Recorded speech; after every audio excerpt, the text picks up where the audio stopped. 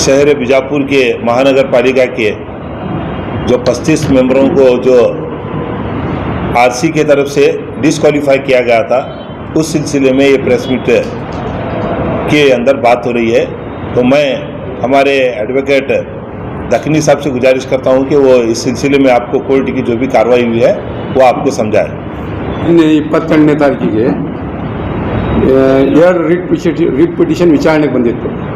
ಒಂದು writ petition Kiran Patil ಮತ್ತು ಅವರ ಸಹ ಸದಸ್ಯರು 18 ಜನ ಸಹ ಸದಸ್ಯರು ಹಾಗೂ ಗುಮ್ಲಾ ಖಾನೆ 2 ರಿಟ್ ಪಿಟಿಷನನ್ನು ಫೈಲ್ ಮಾಡಿದ್ರು. ಅವರು ಏನು ರಿಟ್ ಪಿಟಿಷನ್ ಫೈಲ್ ಮಾಡಿದ್ರು ಅಂದರೆ 24/3/2025 ಏನೊಂದು ಆದೇಶ ಆಗಿತ್ತು.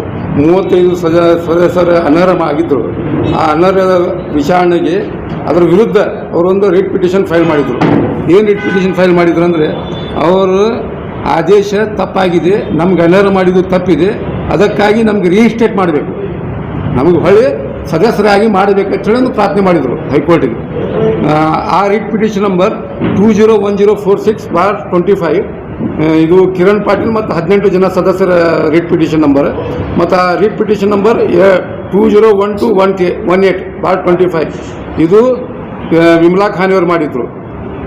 ಇವರ ಪರವಾಗಿ ಅಮಿತ್ ಕುಮಾರ್ ದೇಶಪಾಂಡೆ ಮತ್ತು ವಿಕ್ರಮ್ ಹುಯಿಲ್ಗೋಳ್ ಸೀನಿಯರ್ ಅಡ್ವೊಕೇಟ್ ಹಾಜರಾಗಿದ್ದರು.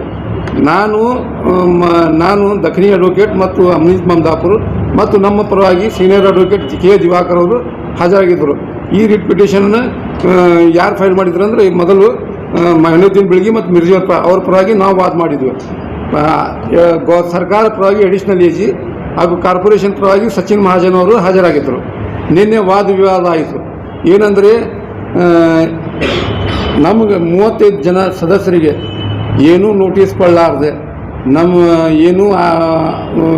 ಏನೂ ವಿಚಾರಣೆ ಮಾಡಲಾರ್ದೆ RC ಅವರು ನಮ್ಮ ಕಿತ್ತು ಹಾಕಿದ್ದಾರೆ, ನಮ್ಮ ಸದಸ್ಯತೆಯನ್ನು ರದ್ದು ಮಾಡಿದ್ದಾರೆ ಅಂತೇಳಿ ಅದು ವಾದ ವಿವಾದ ಆಲಿಸಿ ನಿನ್ನೆ 24 ಪ್ಯಾರಾಗ್ರಾಫ್ ಆರ್ಡರ್ ಮಾಡಿದೆ ಹೈಕೋರ್ಟ್.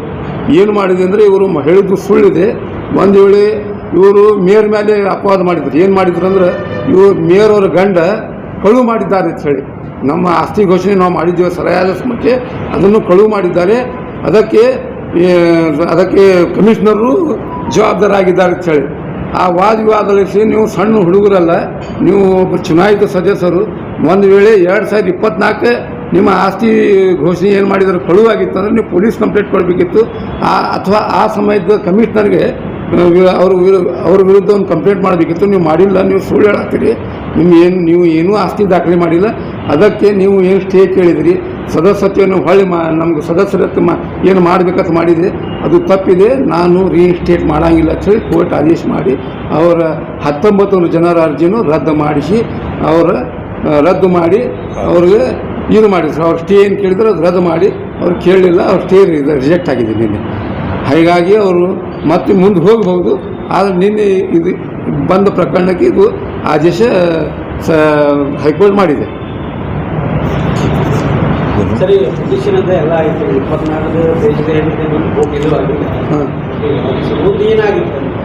ಮುಂದೆ ನಾವು ಸದಸ್ಯರಲ್ಲ. ಈಗ ನಿನ್ನೆ ಕ್ಲಿಯರ್ಲಿ ಹೈಕೋರ್ಟ್ ಒಳಗೆ ಒಂದು ಪ್ಯಾರಾ ಒಳಗೆ ಎಕ್ಸ್ ಕಾರ್ಪೊರೇಟರು RC ವಿರುದ್ಧ RC ಆದೇಶ ವಿರುದ್ಧ ಬಂದಿದ್ದಾರೆ ಅಂಥೇಳಿ ಅವ್ರ ಬಗ್ಗೆ ಬರೆದಿದ್ದಾರೆ ಕೋರ್ಟ್ದವರು.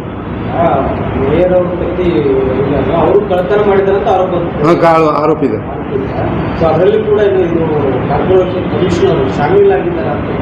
ಶಾಮೀಲಾಗಿದ್ದಾರೆ ಅಂತೇಳಿ ಅವರು ಆರೋಪ ಮಾಡಿದ್ದಾರೆ ಕೋರ್ಟ್ ಒಳಗೆ. ಹೈಕೋರ್ಟ್ ಒಳಗೆ ಆರೋಪ ಮಾಡಿದ್ರು. ಹೈಕೋರ್ಟ್ ಅವರ ವಾದಕ್ಕೆ ಒಪ್ಪಲಿಲ್ಲ. ಇದು ಸುಳ್ಳು, ಅವರು ಚುನಾಯಿತ ಪ್ರತಿನಿಧಿ, ಅವರು ಇಟ್ಟು ಬೇಜವಾಬ್ದಾರಿತನ ನಡ್ಕೋಬಾರ್ದು. ಅವರು ಹಾಗಾದ್ರೆ ಒಂದು ವೇಳೆ ಕಳುವು ಆಗಿತ್ತಂದ್ರೆ ಪೊಲೀಸ್ ಕಂಪ್ಲೇಂಟ್ ಮಾಡಬೇಕಿತ್ತು. ಅಥವಾ ಕಮಿಷನರ್, ಯಾವ ಕಮಿಷನರ್ ಇದ್ರ ಅವ್ರ ಕಸ್ಟೋಡಿಯನ್, ರೆಕಾರ್ಡ್ಸ್ ಕಸ್ಟೋಡಿಯನ್, ಎಲ್ಲ ದಾಖಲೆಗಳ ಕಸ್ಟೋಡಿಯನ್ ಮುನ್ಸಿಪಾಲಿಟಿ ಕಮಿಷನರ್, ಅವರು ಸುಳ್ಳು ಹೇಳತ್ತಾರ ಅಂತೇಳಿ ಅವ್ರ ವಾದ ಒಪ್ಪಲಿಲ್ಲ ಹೈಕೋರ್ಟ್.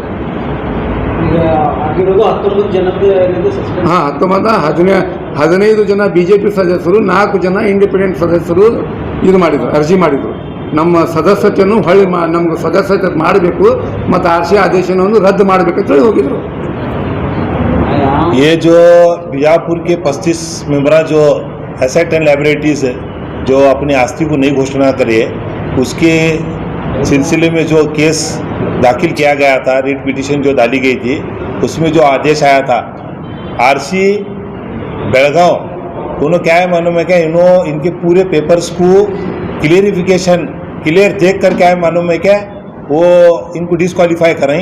तो इस वजह से क्या है मालूम है क्या, और हम स्टे देकर को गए थे, इनको हाई कोर्ट स्टे नहीं दी, तो मैं अभी क्या है मालूम है एक्स कारपोरेटर छाई कर को बोल को उनके आदेश में लिखे सो है, उन्होंने एक्स कारपोरेटरी से भी अभी फिलवक्त कोई भी कारपोरेटर बीजापुर महानगर पालिका में नहीं है। आगे उन्होंने जो भी कानूनी कार्रवाई करेंगे इंशाल्लाह हमें उसके फॉलोअप में रहेंगे।